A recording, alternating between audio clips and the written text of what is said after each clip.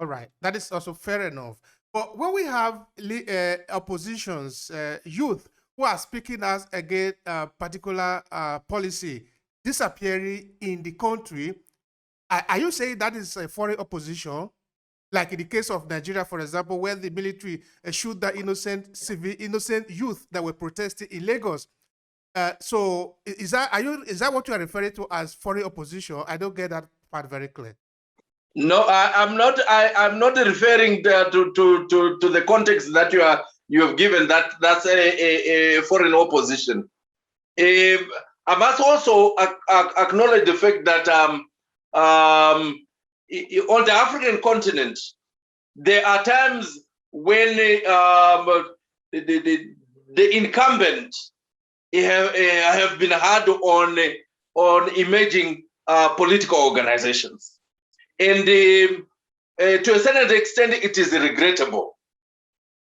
But also, we must acknowledge the fact that in order for us to grow as African people, the opposition that we have should be informed by the circumstances, the aspirations, the hopes of the people on the African continent. Anything else that happens, which is contrary to what we think serves the interests of the people, may be regrettable. Be it being perpetrated by the opposition or the ruling party.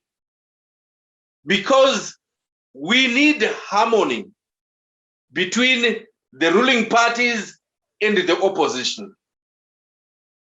But like I've already indicated earlier, the problem and challenge that we have seen in most of our African countries is that the opposition is there only to critique without giving any solutions. It looks like the opposition does not belong to that particular country. It is blame after blame. It does not even give solution. If a government has made a mistake, remember governments are run by people who make mistakes. Some of them are huge mistakes. They must be made to be accountable. And as we make them accountable, we must also make sure that we have alternatives which we proffer. And only then, when we have proffered the alternatives, if they do not use them, that's when we'll then say, then what you are doing does not serve the interests of the people or of this particular country. But when we have not, we can't always say we will. Let us be in power so that we can show you how the government can best be run. Suppose the government continues for 10, 15, 20, 40 years, and you are not in power. Should the country be run down just because you do not want to give your suggestion to the people who are running at that particular time? Isn't it that when you are in opposition, you are a government in waiting that should also be giving advice to the other so that you serve the interests of the people that you seek to represent? That is what we need to do, working as a collective, because we belong to one country. The ruling party and the opposition, they belong to one country and seeking to serve one people. Hence, they should unite and work together. They should not see each other as enemies. And it is when the opposition sees the ruling party as an enemy that the ruling party also responds like in a manner that treats the opposition as an enemy. And if the ruling party sees the opposition as enemies, then they also take arms and they start fighting the ruling party. That should stop on the African continent, because we are brothers and sisters and we seek to serve the same community and the same people. So everybody should understand that that is the reason that we are there. If we are a leader over people, we must be there for their interests. I completely agree with you. And of course, in some cases, the people that are just so that I mentioned that they get people that are disappearing, sometimes they're not even in politics. Maybe they are just some youth who will disagree with what is going on, and sometimes they have a very harsh punishment for those in power, and that is not helping the development of the political consciousness because then they lose interest in it, and we usually know how what end in most of the cases. All right, now the next question will be what do you see to be the one of the main challenges or some of the challenges that are facing political consciousness? Because we want people to be aware of what is going on. They should grow, and they should grow to the level that you are talking about now, which is we must understand that the people is the real thing. We are just there to serve. For you to get there, of course, you need to be mature. So how do we build? What do you think are the hindrances to building through political consciousness? I, I can't think of any because the template is very clean and clear that everyone who wants to work for his or her own country can do so at any given time. We can give political education. You can invite people to be politically conscious. The only thing that one needs, it should come from within in order for you to be able to serve the people. It should come from within in order for you to serve a community. And as much as people might be failing to get into schools and so on, there are many inroads that can be used for people to be politically conscious. Because politics at times is you do not become politically conscious by going to school, but the experiences and the things that are happening around you will make you politically conscious, because it is from the things that are happening around you that you will know who you are, you will know how certain things need to be done, and you will also be able to appreciate what needs to be done in order to be a master of your own destiny. I think for hindrances, other than what we were talking about earlier, where harsh punishment might be given for somebody who it might be seen to have gone overboard. Otherwise, I think everyone can become politically conscious on the African continent and elsewhere in the world, as long as you are passionate about your environment, your community, and your country, because there is no one else who can do it for you other than yourself. Thank you for that. Now, because it is very important, the political consciousness among the youth, particularly looking at the youth of Africa today, because you have been a youth, you have participated, and you know why, because up until that point now, you are still politically active, which means it's something that is vital for you and for your country.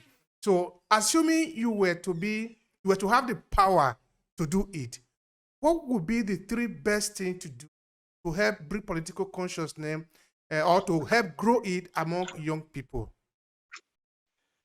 Three things that I would advocate if I had the power to do so, assuming that I don't have the power. One of them is I would really want the youth to have a political identity. A political identity that embraces the uniqueness of the African identity. A political identity that embraces the history and the culture of Africa. And it is through this identity that they can identify themselves with the demands of the politics in Africa. And this can only be instilled through a deliberate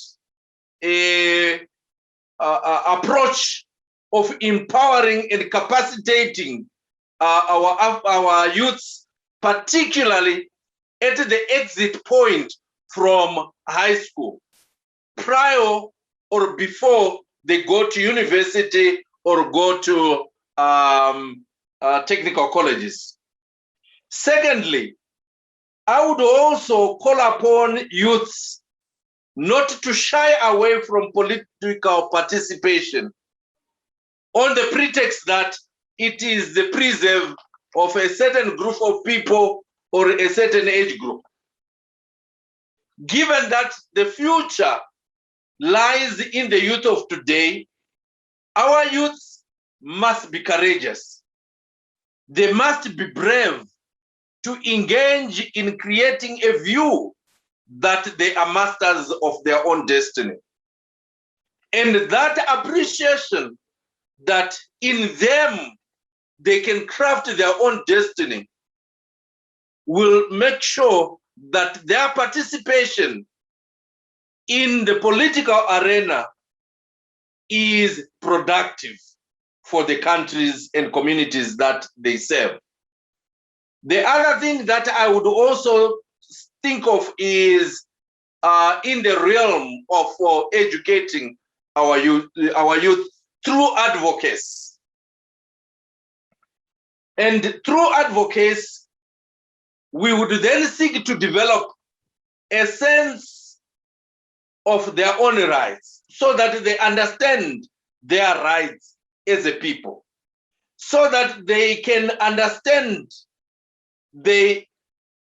what to do with the iniquities that we find in the countries.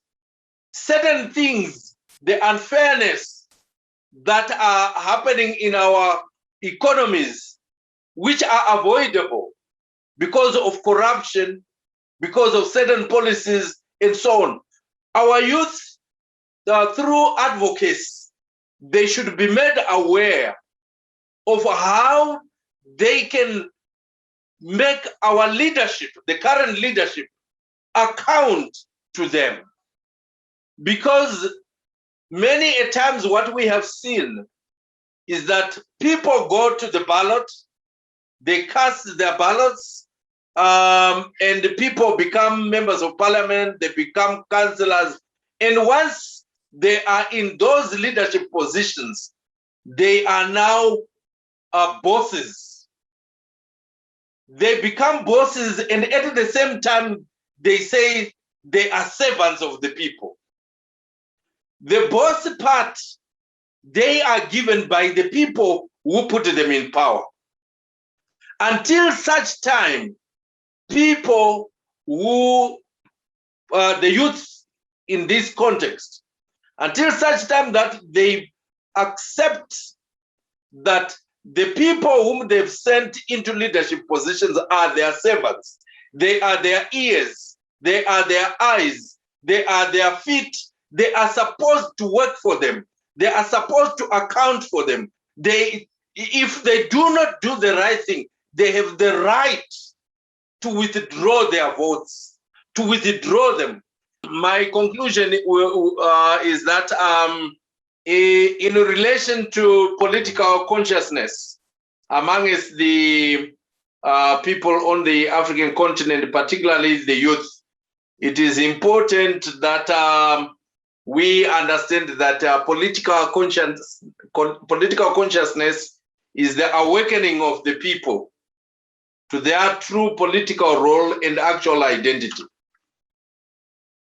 It is a commitment that we must make to human rights and justice and understanding of power and inequity in social, political, economic systems, relations, and the values.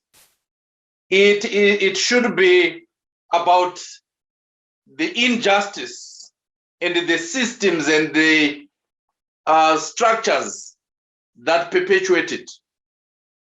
And as a result, if you are politically conscious, you do not fight or mark the man, you mark the ball.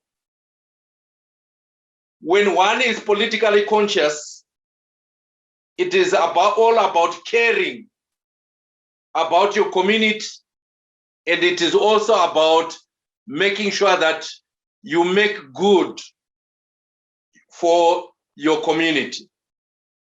And it becomes imperative for us on the African continent to develop this political consciousness, because it is important for us to be conscious so that we are active participants in our economies, in our communities, and be masters of our own destiny.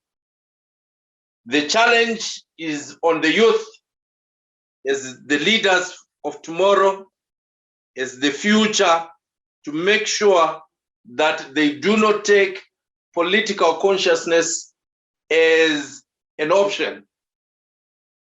It should be something that they prioritize all the time, because it took others' political consciousness to liberate Africa. And we are who we are because of the work that others did, others who were before us. And we must carry on doing what we are supposed to do to grow our countries, to grow our economies.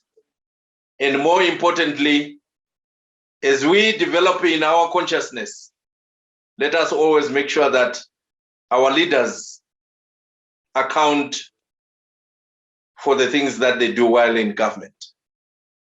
Thank you.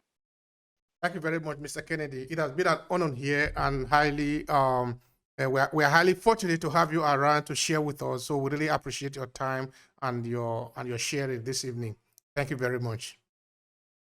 It's my pleasure. Thank you so much.